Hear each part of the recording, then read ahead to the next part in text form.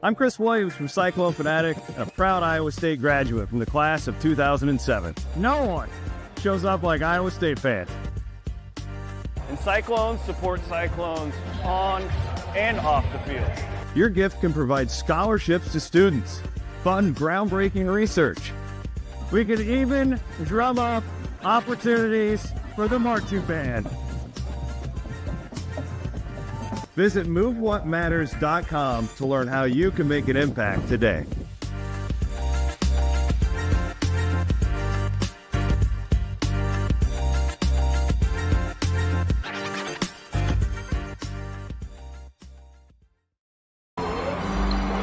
This game is heating up, folks. Frank squares up like a butcher block on defense. Audie with the fadeaway. She's on fire! Literally, that is. The net has been burned to a crisp. Hey everyone, welcome back to the Cyclone Fanatic post-game show. I'm your host, Leah Nelson. Chelsea will be joining me in just a few minutes to talk about the big Iowa State win against Arizona State, 90-83. We're super stoked, super excited. But before we talk all about it, let's thank our sponsors. Starting off with our title sponsor, Channel Seed. They are great partners with us. They're huge Iowa State fans, and we're lucky to have them for both the men's and women's podcast shows all season long. And our friends over at Fairway Meat and Grocery, they have the best produce in town, so make sure you head over there for dinner or your next tailgate for the basketball game, whatever you want, they've got it. So thanks again to our friends over at Channel Seed and Fairway. Chelsea, woo! We won! Let's go! That's what I'm feeling. Oh, it feels good. It feels good. Yeah, it's not us at all. It's not us at all. We're just huge fans and cheering them on. So, what are your initial thoughts of this Iowa State win? Okay, if I'm being honest, I thought Iowa State was up by like a bajillion the whole time. And then you texted like, whoa, this game's way closer. And I look and I'm like, oh, it didn't feel like that at all. It just felt like Iowa State was kind of in control the whole game until I guess the last few minutes. I mean, I was like, this is uncomfortably close, but it's because Iowa State started off with a bang. They had 26 points in 6 minutes. And I mean, with AJ scoring like 9 points right out the gate, like that was exactly what we needed. And even Emily Ryan made double digits. We talked about that. We talked about the Iowa State need to come out with some energy in the first quarter, and they did. And then Kelsey Jones had a huge play, and Sydney Harris showed up with 9 points. And so like they did exactly what they needed to do. And you could tell they were working on their 3-pointers in practice up until this. I think we struggled from the free throw line a little too much. 68.4%. We're a way better free throw shooting team than that. And Iowa State's always been a good free throw shooting team. So there's definitely room to improve there. But I think the biggest takeaway was that Arizona got into way too much foul trouble. And the biggest thing was when Parkinson got into foul trouble and she went out, and then Audie could go to work and everybody else could find a groove. And so with Arizona with 26 fouls versus Iowa State's 9, like that's the difference. 1000%. I feel like this is a huge confidence booster for not only the team, but for certain players, Jackson, Wilson. I mean, it's huge. I love seeing points across the board, and not even just like 2 or 3. I mean, we've got 9, 10, 14, 20, 16. Huge games for people. And I think going into this next game, they play Arizona on Saturday. I think they're going to have like a little more swag to them, like a little chip on their shoulder. They're going to be definitely excited and way more confident, maybe like a mental load off their back. Oh yeah, they're definitely celebrating right now. But I mean, that's exactly what we need. We need, we don't need Audie in 30 points. We need everybody else in double digits in order to balance the efforts. And I think that's just a learning curve, and they figured it out. This worked. This is how they pull it off, and this is how I think they're going to continue to pull it off in the upcoming games. I always want Iowa State to be the best that they can be, and I don't want to be a Debbie Downer, but I mean, we talked about them letting Arizona State kind of back into the game. How could have Iowa State changed up how they played to really, shut the door and make sure that this game wasn't as close as it was? I mean, Fauntleroy played a good game, 3 for 4 from the 3-point range. I think that's still a piece of it. Like Iowa State still needs to figure out how to guard the arc. I mean, Arizona wasn't hitting. They were 9 for 26. I mean, they were 34.6%. I guess that's not terrible, but I think that was a big piece of it. So obviously we've got a quick turnaround Saturday. You said they're probably going to stay in Arizona. What are they going to work on in these next couple of games to keep this momentum going?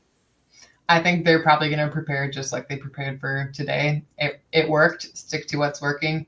I'm sure they're going to be hitting the 3-point, like getting some shots up, getting free throws for sure. Coach Finley's, that's always going to be an emphasis for him. But I mean, it was a good game. I mean, rebounds are solid on both sides. I'm looking at other things. Like it was pretty good defense. It was just small breakdowns here and there. And it's not like we got into foul trouble. So, I mean, I'll take a game like this anytime. Literally, a dash in the win column is what I like. You kind of mentioned before, like when Audie doesn't have to do all of the work and she can rely on, perimeter shooters and other people, it seems like the game plan and the game just goes a lot smoothly. And we definitely saw that tonight. I mean, Addie putting in work, Jax.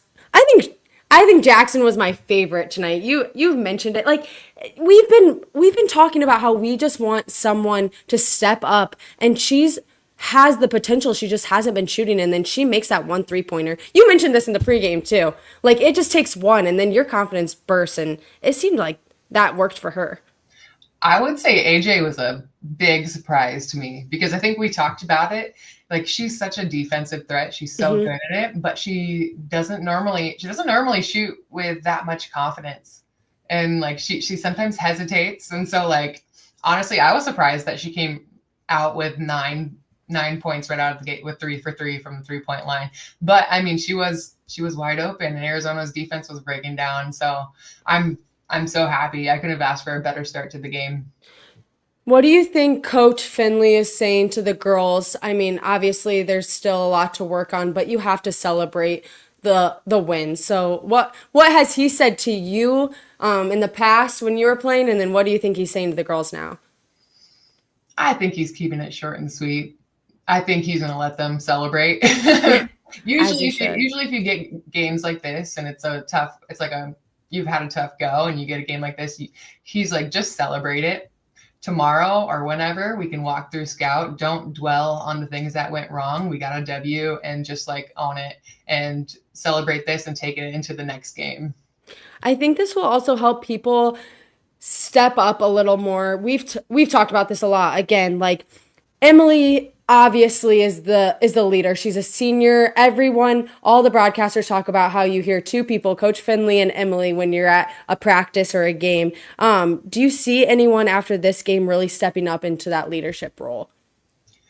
I think you're going to see small steps. Like you saw Reagan Wilson step up tonight and hit some good like key shots and just had a lot more energy. You saw Kelsey Jones with 7 rebounds.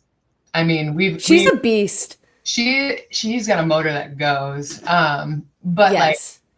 we haven't been the best from the rebounding, like on either end of the court. So like I know that's probably a point of emphasis for Coach Finley's like you got to be a better rebounding team because like Arizona, like they were known for being a great offensive rebounding team, and they had 12 tonight. We had 10, but like we could be so much better. Audie is a force down low. Kelsey is tenacious. Like she's capable of getting seven boards because she's a go-getter. And Brown usually is up there too. She had 9. I mean, just across the board, I think everyone showed up with 100% tonight. And I mean, that's what you have to do in the Big 12. You can't take a night off. You can't take time off. Like literally, you can't. I mean, when you get in the game, you gotta be the most efficient player out there and use your time.